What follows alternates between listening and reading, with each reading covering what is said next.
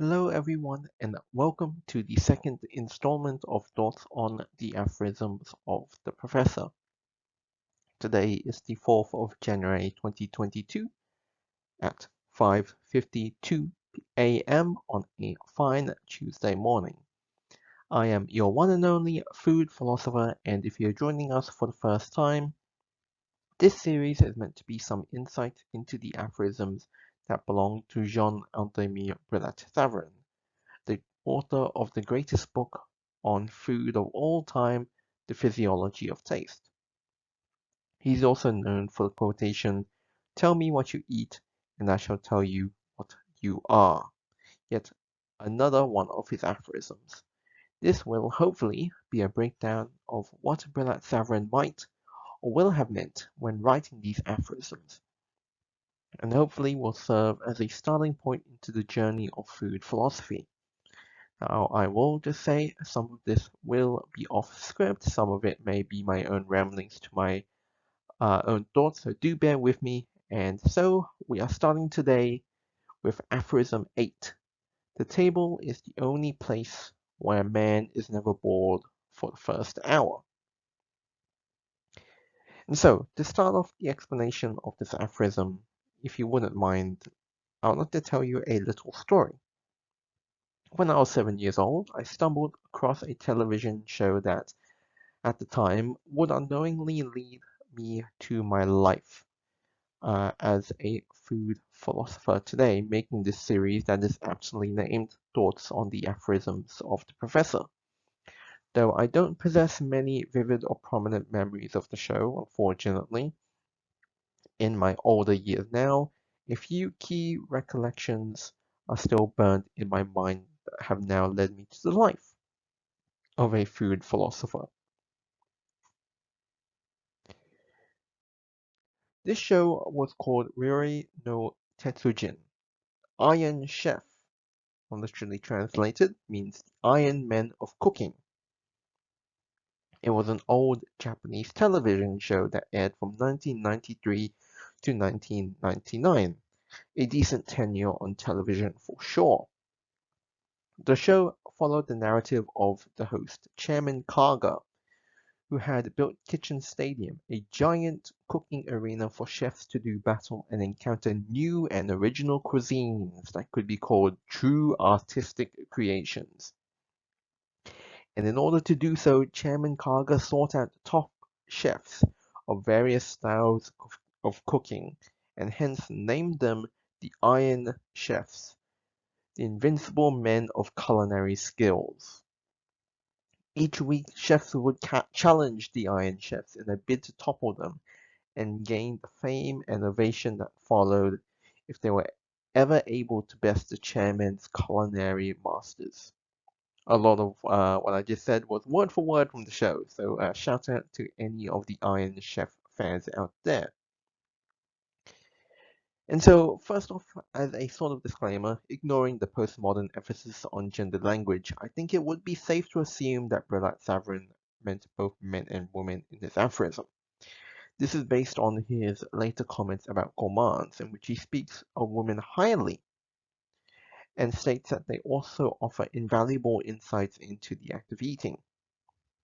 And so, getting back onto the Iron Chef note, naturally, one would instinctively ask, what relevance does an old Japanese cooking show have towards such an aphorism on the topic of boredom within the first hour? Perhaps a more modern take on the aphorism would claim that it would be completely false, predicated on the modern revolutions that be movies, television shows, television series. One may be entranced by the stunning filmography that hooks them from the very beginning, setting up the movie and premise to be one of mystery, action, romance, or many other numerous themes. However, to, to compare such recent modern revolutions to what Brillat-Savarin would probably be what I like to call anachronistic.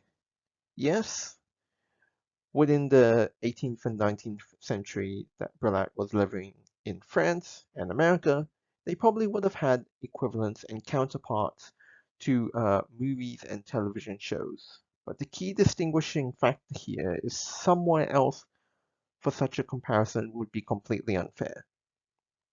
And so here is where Iron Chef comes in and ultimately establishes its ties to the aphorism.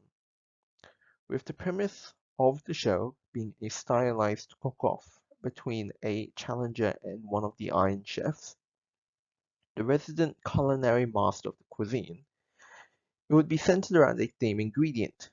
And not only would there be a different ingredient for each episode, uh, but there would also be an almost unlimited variety of dishes for each battle over the 6 years it originally aired, accompanied by the fact that with each new challenger came his own specialty and cuisine, never seen before in television.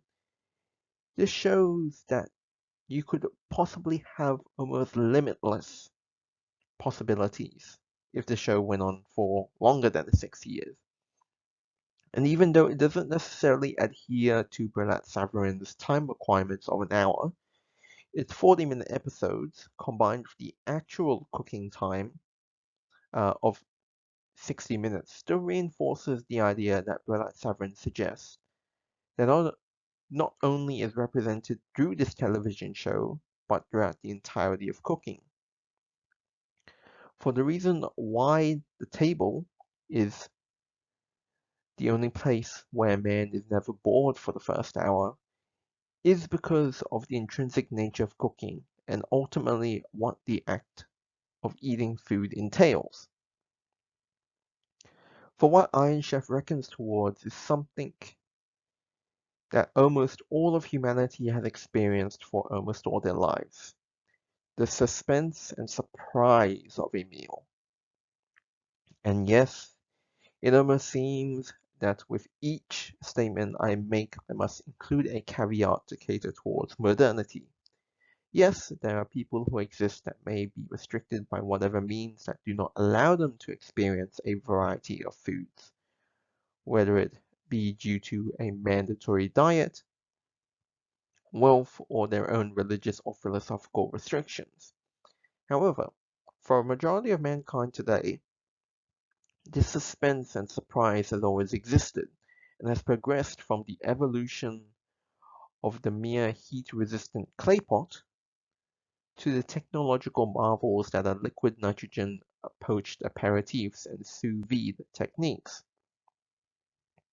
Even Brillat-Savarin states that with the discovery of fire, cooking came to actuality with man furthering his sense of self-improvement to first dry out meat and then place it upon the embers of a dying fire to cook. Furthermore, with the ancient Greeks came the aforementioned clay pots, which then allowed meats to be seasoned, vegetables to be prepared in, soups to be boiled, and gravies and jellies to be made. Though yet this idea of suspense and surprise of a meal due to scientific development may be only one element that Brillat-Savarin motions towards in his aphorism, the main idea must be still addressed, rather than focusing on something that can be so easily be quantified by the perhaps simple technological advancements and revolutions that have allowed us to create many foods. It is rather the raw idea of the human mind and its expectations towards a meal. For what is known of the predictability of a culinary mind? The answer is actually quite simple. Absolutely nothing.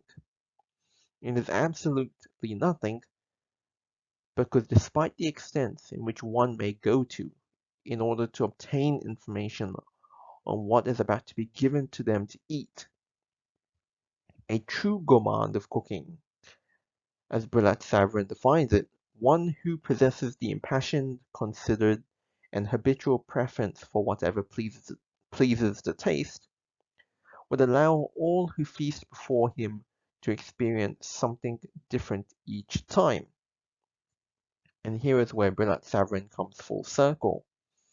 It is the act of sitting down at a dining table in a new restaurant, diner, or eatery, and being given a never-seen-before menu that allows one to evoke the sense of suspense and surprise of the table, which are what Brillat-Savarin defines as the pleasures of the table.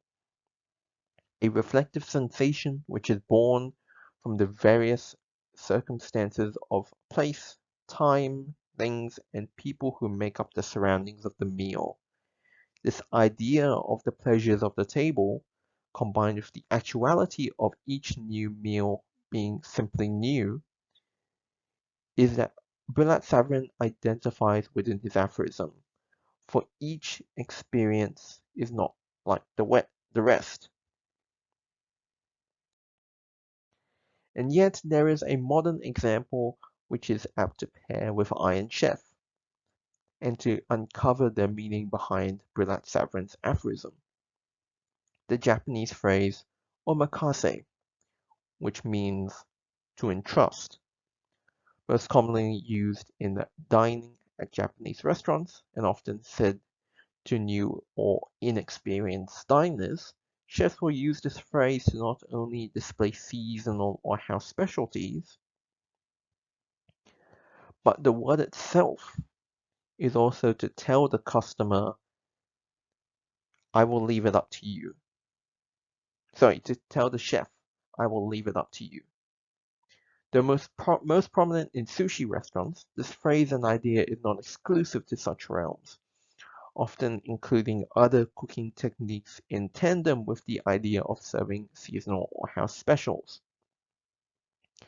And yet, this core idea of omakase is for the chef to ultimately be innovative and surprising in the selection and creation of dishes, sometimes even the overall meal being likened to an artistic performance.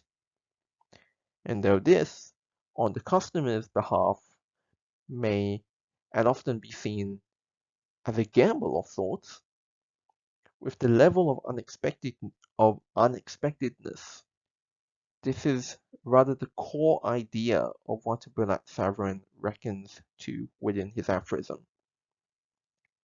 For if you were to have omakase at a sushi restaurant, you would indeed not be bored for the first hour, as you would be in that suspense of waiting and watching the sushi chef prepare your food before your eyes, wondering what he will serve you.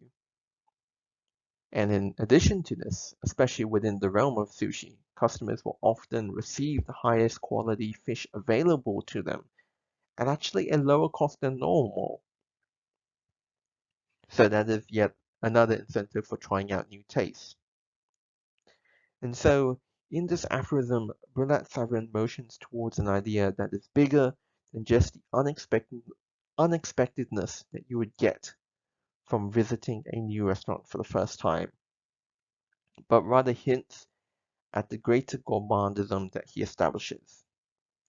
However, that is an entirely different topic for another time, and though that explanation is for another time, what I do know is that the next time I do go to a new restaurant, I may be there for an extra hour or two. And so, this has been the thoughts on the aphorisms of the Professor, Chapter 2, Aphorism 8. The table is the only place where a man is never bored for the first hour. Do subscribe if you do want to hear more food philosophy from your one and only food philosopher. I will see you next time.